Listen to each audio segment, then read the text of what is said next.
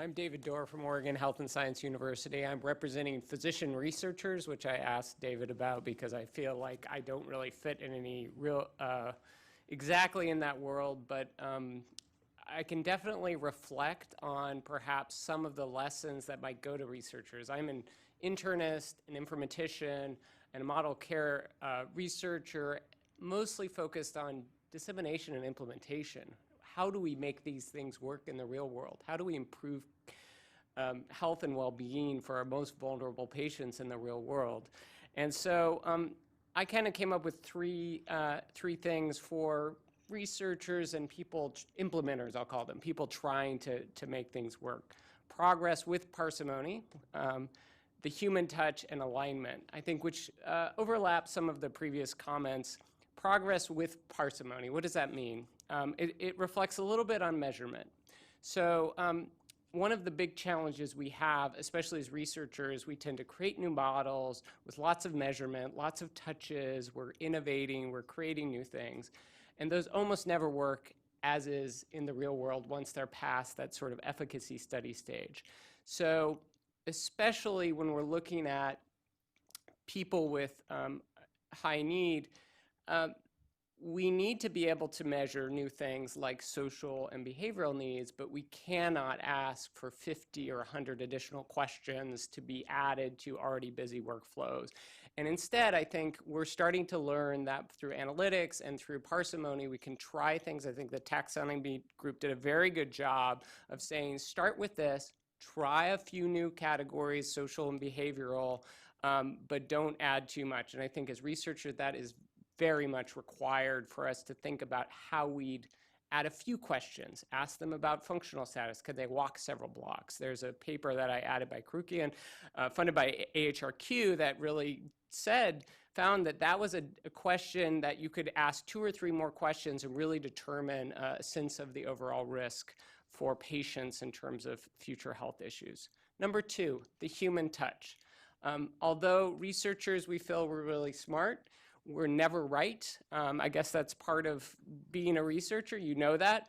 And so when we design policies or programs that have protocols that are identifying these segments, for instance, those are never going to be right from the start. Instead, we need to adapt them. We need to have the human touch. And through some work funded by the Commonwealth Fund, we looked at primary care sites that really are trying to do this kind of segmentation as part of different programs to identify and address the needs of high-risk patients and patients with high needs.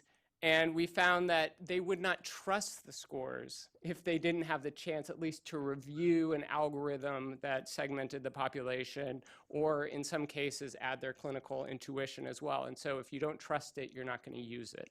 And finally, alignment. And I think this is maybe one of the most important lessons that I've learned in the last couple years. It doesn't make sense, as Dave Myers said, don't give us another model. We've got a lot of models. Instead, what we should do, and I think that's true for policy, primary care is awash in new opportunities to adopt models and try to improve the care. There's so many research studies, so many policy efforts. Instead, we need to align what we're doing with the principles outlined, with the list that was developed for effective components of the model of care. Try and get those in, allow them to be flexible, but don't just create a new model, do a new thing.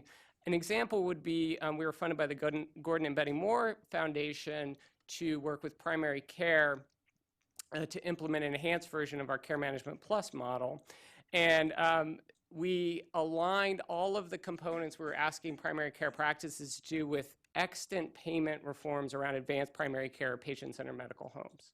So we completely said, look, you're already being asked to do this. We have some tweaks in terms of what you might focus on. And then finally, we, through a study funded by the John A. Hartford Foundation, we did a very similar thing, thinking about the frail elderly, older adults, as they're seen in patient-centered medical homes.